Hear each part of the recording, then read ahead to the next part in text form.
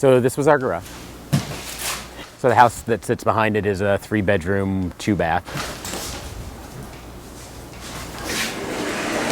And the city told us that it was actually legal to live in your garage as long as you permitted it the right way.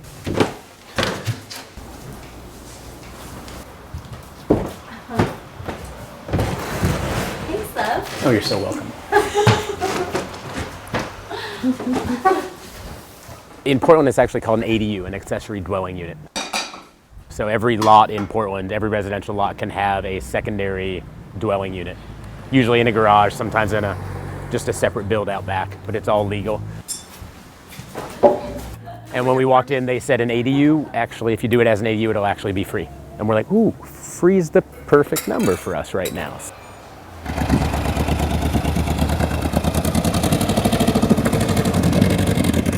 We actually ran away and we didn't want to have jobs.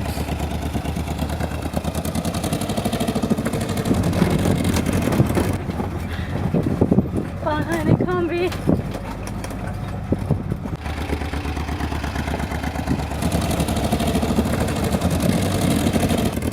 We drove south in our old Volkswagen bus for about a year and a half.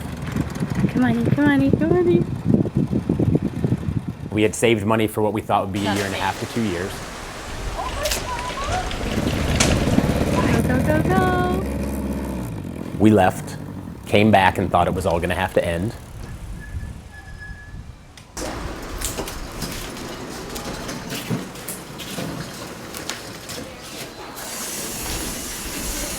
And this is usually where we end up either working or eating breakfast just to get some nice natural light. And then obviously we can pull out additional stools and sit 4 to 6 people here. Or if we really have to start entertaining, we can actually roll this all the way out, fit 6 adults at the end, and then have a little kids table down here on the bar island if we need to.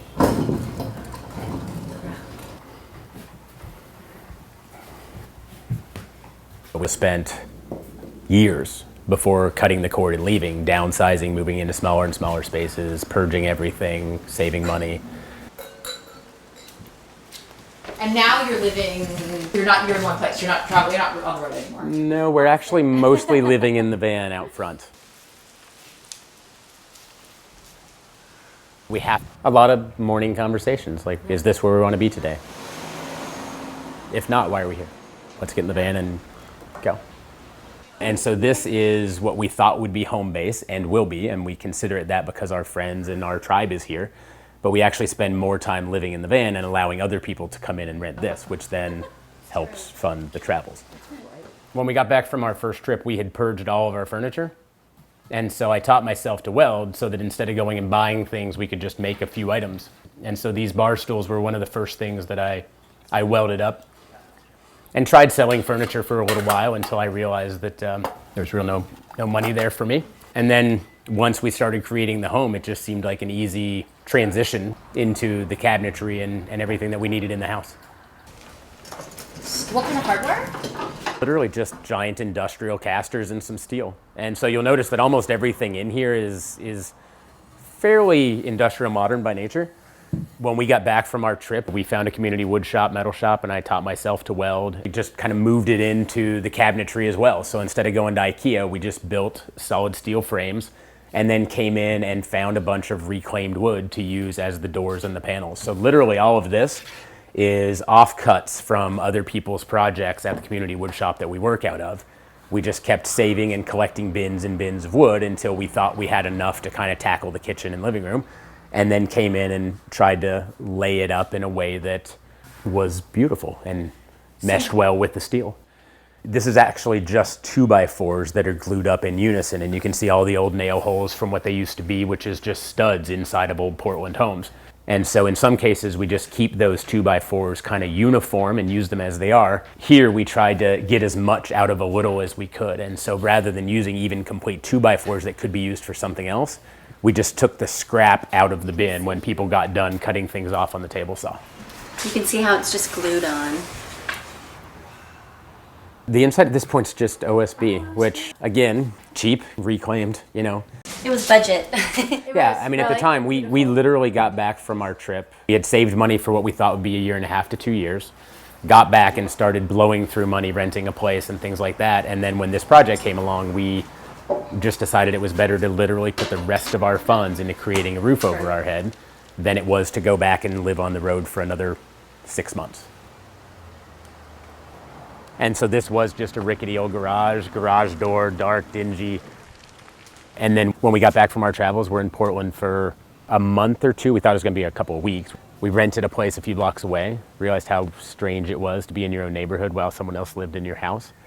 And just kind of had an epiphany one morning that our garage was going unused. So the tenants were inside, but nothing was in the garage. So we just started the process of trying to figure out how to convert it to a home, and expected that we would just pull our bus inside when we were traveling or what have you. It would be very simple. And then the designer in me kind of took over. In Portland, they were trying to support they still are, trying to support good density. And so ADUs, right now, all the systems development charges are being waived to help kind of promote the idea. And opposed to, like our neighbors, there used to be tiny bungalows sitting here. And so a developer bought the bungalow, tore it down in order to put up 2 giant homes. And so for us, we just tried to reuse what we already had in a different way. Part of the code is that we have to keep parking. We never seem to use it. We always just park in the street, but we wanted to keep it. It's just nicer for our neighbors as well as for us. So we kept a little bit of parking and then tried to recapture the rest as it was a 2-car. So this was all driveway. And then we tried to just recapture the rest as landscaping, yard, indoor, outdoor space. Karma. Let's go. Neighbors actually thanked us. They're like, thanks for beautifying this terrible corner. The floor is also just OSB, oriented strand board. So the same thing that would typically be in a lot of houses as the subfloor and then get covered over with a hardwood or something else. And we'd actually done this inside the house as well when we renovated many, many years ago. Put it down, weren't sure what we wanted to do with the floors, and were amazed that many years later it still looked and felt great. So we just did the same thing here. Can always come back and refinish it with something else if we want to, but so far we love the texture and the color of it. So it's stayed thus far. And it's dog friendly. These countertops are homemade too. We actually poured them in place on the floor. Part of the beauty of having an industrial floor. It's just kind of an upside down form. So melamine, which is kind of a wood with a very slick white finish on it. Build that into the box the shape that you want it, and then put in kind of half a layer of concrete, some meshing to make sure it's actually strong enough, and then finish off with concrete, let it cure for a few days. And then got a few buddies over to help lift them into place. You'll notice we seal slightly the countertop and then left this completely dry and exposed. And in my preference, I love just raw concrete and would use it everywhere. Right. But as a countertop, kind of nice to have a bit of a sealant or a repelling nature as things spill. And it works well in a garage. And it's a garage, at some level. And same as these shelves. I mean, these are just bent pieces of steel that we drilled out and screwed into the studs. So they're absurdly strong, but it's literally just a sheet of steel. I mean, I can't imagine a way to make a shelf any more affordably or any more beautifully. We kind of just tried to work within the box that we had, and we also tried to make it match our lifestyle. So we still love entertaining, we love having people over, so it's a bit odd in a 460, 480 square foot space, but a third of our living space at least is kitchen and living room. Oddly enough, even in 480 square feet, this is our perfect kitchen layout, and so we literally took over a very large portion of the home to do so. Wanted the island range because it's better for kind of cooking and entertaining. Jen's almost a master chef, and so it's nice to hang out while people are kind of able to see and interact and sitting in the stools. Enough storage. Made a wine rack literally out of scrap steel that we just welded up into a wine rack. These function much the same way as the taller cabinets. And so everything here tends to be true kitchen, and then the upper cabinets become longer term storage, and then this actually becomes more guest storage and things like that. So this is where we throw the umbrellas. This is where an extra bar stool when we need it, lawn chairs, a bunch of things when people come in. If we have somebody staying, there's a nice closet that's basically just dedicated to them to put their bags and things like that. Oddly enough, we have more storage than we need. We had the same rule when we lived in a Volkswagen. If everything can be tucked away in a cabinet where it's supposed to be, then it just feels tidier and more homey. Glassware, dishes. Yeah. Well, so this set of cabinetry is multifunctional. So it's basically all of our closet, clothing, things like that. But we also needed a way to get up to the bed. And so at the time, we wanted the dog to be able to join us. So we actually made this set of cabinetry that's basically for linens and pillows and extra things like that, can actually push away and become part of the cabinets when we're entertaining, and then simply pull back out so that we can kind of bound up a few stairs to get into the bed. How does that move? Right now it's just on glides. The plan was to actually put casters underneath it and put some tracks. Like most other things, our project always seems to take a backseat to everybody else's. Sadly, the dog is now slowing down, so she joins us less often than before.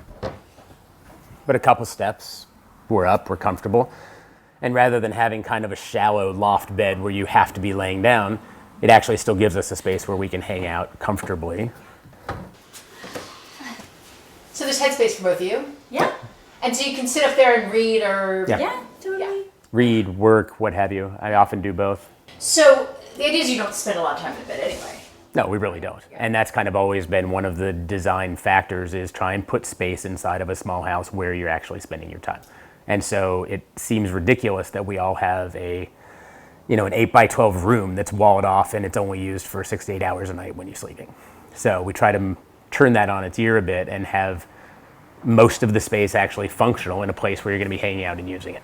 So underneath we basically have a couple of tools. We have our laundry space. I mean, it's really just a utility den for us to stash the things that are unattractive. Obviously, we tried to also design this in a way that in 40 years, if we still need or want to be living here, we can.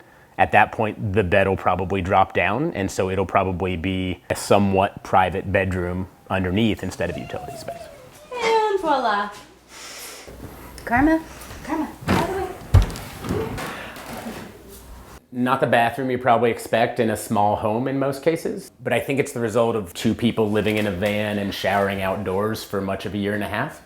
And so when we got back and started creating our perfect home, we tried to mimic many of the kind of outdoor spaces that we found ourselves showering and bathing in Mexico and Central America.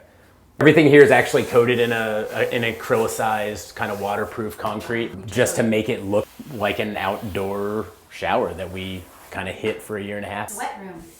A wet room, which is very kind of European in nature. I mean, you don't see it a lot here. And so when we talked to a bunch of contractors about this, they thought we were crazy. They had no idea. And so we couldn't hire any person to do it. We literally had to do each stage ourselves. And then we did bring somebody in to kind of trowel on this stuff because I just didn't trust myself enough to do it. And we ended up going with a system that's called VD or Weedy board. That's actually a European system that's made exactly for this. So all the panels are waterproof themselves. You put them in, you patch between them with waterproof stuff, and then come back and do, this is basically like stucco that you would put on the outside of a house. And so it's not like it's a material we're not used to. We just don't usually bring it indoors. Okay. And so construction-wise, it was difficult. Usage-wise, it's exactly what we were after. So it's light, it's bright, it's roomy. It's kind of how we work with all small spaces, is rather than coming in, design homes by cutting them into the boxes. You're supposed to have a bathroom, you're supposed to have a living room, you're supposed to have a bedroom. And the only walls we ever build are around a bathroom so that everything else becomes more open. And so that's why you see there's, the only two walls in here around the bathroom. The other walls all get, floor to ceiling built in so that there's lots of storage. And then everything else can just kind of open up for flow. So the door's just stained OSB as well, and we had seen these really awesome barn door rollers that various companies made and charged several $100s for. And the last month or two we were driving the bus in Central America, we actually had blown out one of our bearings, and so realized that the way that the inside of a wheel works is very much like that. And so just kind of put things together and, took a simple piece of bent metal stock, wrapped it around the inside of the bearing, and called it a day. And so what should have been a couple $100s in hardware was, I think, $15 in hardware. It's a bit of ebb and flow, but if anything, this place is kind of like the hotel room that we check into when we're back in town. Karma! So we don't have to crash on a friend's couch or in their basement, although that does still happen occasionally.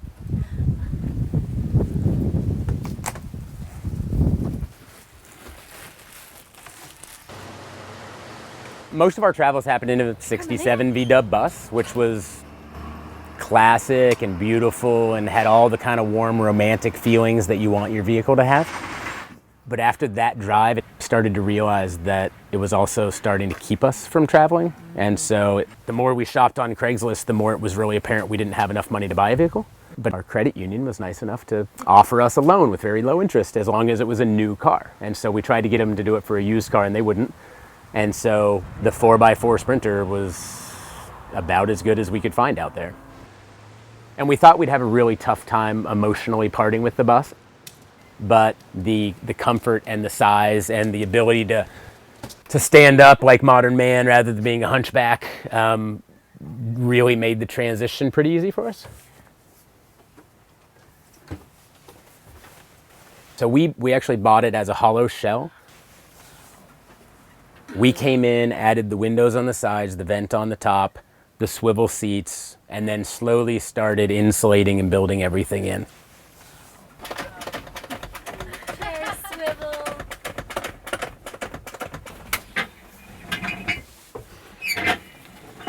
And so unlike the bus, where we pretty much had to have a couch at all times that we would then open up to a bed at night, everything here pretty much stays static. So if we happen to pull into a campground, we can rotate the seats around so we've got better kind of seating. We'll eventually put a table in here to eat by. But overall, things in here stay as they are because there's just enough room that everything's comfortable without us having to kind of fold up space or rearrange it at night. And we have a full-size mattress, so it's real cushy.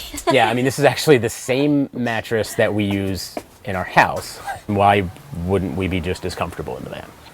Everything is built as kind of a kit of parts that can be unscrewed. So we actually didn't drill any holes into the van that weren't there by the factory. So that if we ever need to pull something back down, it's easy to do so without kind of destroying the cabinetry that we put in. So if we ever want to wire something up again, we drop a couple panels, run new sets of wires, and just put everything back up where it was. We tried to learn the lesson from the V-dub. We rebuilt the bus twice. And so instead of kind of building final right away, we built everything out of a cheap OSB shell and just put in boxes that were roughly the right size, drove to Vancouver, spent almost a year, I guess, kind of summering and enjoying the van to make sure we had what we wanted. And then last fall, just before a winter trip, came in, ripped everything out, and then kind of went final with everything. And so we made a few changes based upon what we learned, but overall, most everything stuck. So we tried to learn from things we learned before. So this is a 2-burner SMEV cooktop. It's actually the same one that we had in the bus. It's a German engineered rig. We love it. And it means that we kind of have countertop that can still be used. The fridge is the place that in our V-dub, we kind of failed. We went with a cheaper fridge that we had read about that was just used in tractor trailer trucks and seemed to be okay. But in most cases, those guys are always driving. And so how much they pull in terms of energy off their batteries isn't an issue. And so even though we were sitting on the beaches of Baja with direct sun on our solar panels, we simply couldn't keep up with the refrigerator. And so this time we went more to what we already knew to be the case, which is to buy sailboat things rather than automobile things, because they figured this stuff out decades ago. And so we had done that with most of the things, but in the fridge, for whatever reason, we decided to save money. And so now we, went with the marine fridge that should be in a sailboat to make sure we can stay off grid as long as we want to stay off grid. We've got spices, pots and pans. Everything in here is, again, welded up metal. In this case, it's aluminum to be lighter weight, and we just prefer the aesthetic because it's a little brighter in the van. And then all of the panels are bamboo. We had some bamboo in the bus as well, and oddly enough, by the end of 2 years of travel and living on the beach, the plywood just wasn't holding up very well. It's very dirty, it's rotten, it was horrible. As where bamboo just seemed great and bomb-proof. I mean, it's very resilient to water. It's great to work with. And it also comes in any number of different thicknesses in terms of panels. And so anything from thick panels that need to kind of hold their own weight to things that'll actually allow us to bend and get the type of framework that we wanted in here. After living in the bus for a year and a half, it was very clear that if you live in a small space, you will spend time bent over in agony after cramming yourself into a corner and like racking your head or a shin on something sharp. So we kind of vowed to not have corners anymore. And so this was the result. It also tends to, I guess, look more like an airline or a sailboat. We hear a lot of that. But mostly it was just to not keep hitting my head on corners. In the winter, this is actually cabinet storage as well. In the summer, we actually pull out the back panel and remove the shelves so that our surfboards can come all the way up. So we can put our surfboards inside. This is actually our step to get into the bed, and then it also folds open for the porta potty. It's basically a small marine. Most boats, they're actually kind of hardwired in. This is one of the models that's actually just a cassette-ish toilet. So this whole thing pops out. It's a 2-layer system. Yeah. So the seat comes off the top, and then you can simply carry the vessel at the bottom in, empty it into any toilet. So then you just basically are carrying a little briefcase. I mean, you can actually do it, in any rest stop toilet, fast food toilet, or ours, when we get back home.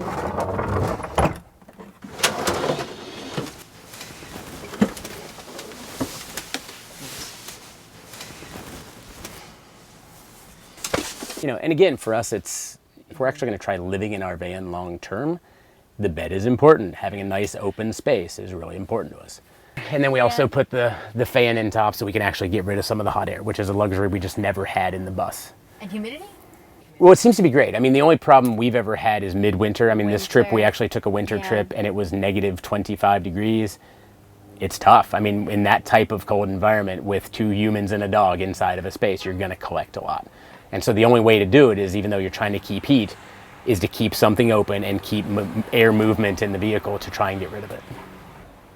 So if we've got place for all of our bedding, we've got place for comforters and pillows and sheets and things that normally you don't have a large enough space for in a van to stuff away anywhere, so they end up just kind of out and exposed at all times, which just isn't how we choose to travel. And then we actually end up stealth camping 80-90% of the time. We've got a bunch of blackout blinds that we actually just built storage for under the bed.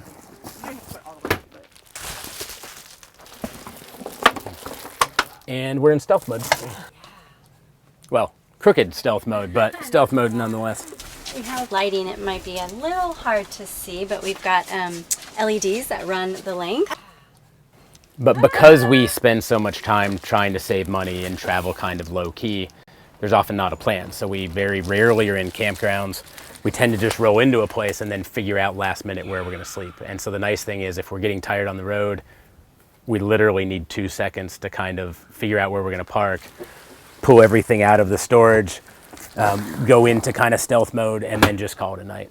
We did create this curtain up here, mostly for the winter. It's insulated, and it rolls down, and we have a heater. And so not only are we only warming the back, but also nobody even knows we're in here. When you've got this tight, it's pretty cozy. Completely blacked out. Yeah. Especially midwinter, or if we're done surfing, we realize we needed a place to hang things. And what makes the most sense is to be able to do it here inside. So we actually just built this kind of fold flat system to be able to hang wetsuits, to be able to hang winter gear. And that way everything drips down into, obviously, kind of the front step so that it simply runs out of the vehicle again. We looked high and low for the best awning, and when we were in Baja, we actually watched 2 awnings on RVs fold up over the vehicles in a windstorm. And so we went to look at marine stores and found this awning that's built for a boat to be out while underway. And so as where most RV awnings will fold themselves up at about 5 miles an hour of wind, this one's actually good up until hurricane force winds. So 55 miles an hour, you can leave the awning out so it can keep working for you rather than folding it up when you need it the most. We went to a show down in Arizona. All 3 days, the winds were gusting between 45 and 65 miles an hour. And so literally everyone had to roll up their awning and put it away, and got sunburns in the process. And we just left ours out for the 3 days we were there. So what's the mechanism? It's an hydraulic? It's not hydraulic, it's actually a screw type, but there's two actuators on the side that basically allow this to coil up inside of itself. Stainless steel, again, built for marine environment. So built for way worse environments than we'll ever take our van to by nature, and then simply coils up inside of itself when it folds back up. Definitely one of the best features we put on the van. And then we'll eventually come back and put a second one out the back so that when we're trying to access our gear, then we'll actually have some protection back here as well. And this is simply our garage. This is our gear storage. And so everything under the bed, about a third of the way forward, allows for the backpacking and the rock climbing, the grill, the barbecue, and then everything over here is volleyball/surf zone. So our surfboards go in and can be stored inside. And again, it's important for us to not strap a lot of things to the top and the outside because we spend so much time stealth camping. And so if everything's inside, we simply look like a work van. And so it's a lot easier for people to not assume we're on the inside and come knocking when we'd rather they don't come knocking. Did you guys design it in abstract and then you just built it, or? Yeah, well, again, much like we did our garage and other spaces, we design everything in 3D first. Yes. And so it just seems like when you're trying to make sure you capture every square inch of a space, the best way to do it is to actually start with the volume exactly as it is and figure out how to literally start carving away every square inch as you go. For us, it's all the way down to, each outlet being something that can actually fold up or fold back out to plug into.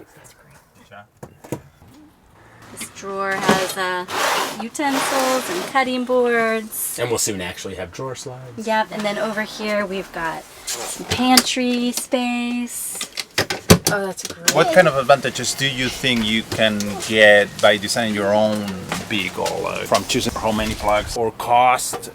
I think it's huge in both, but it's also probably not fair for me to say because I'm a designer. Yeah, and then definitely prep space we eat a lot of vegetables, so. But there's plenty of people out there that are building their own vans from scratch. And so everybody has the access to do that. It's just a question of ability and or confidence to do so. I mean, many of the things we talked about inside, we had never done before either. It was lots of watching YouTube and reading books to figure out how to do things. And it's working. I mean, we've still got a ways to go. We've got a lot of things we still have to finish. But like everything else, it's more important for us to get out and start using it rather than sit in the shop and finish it.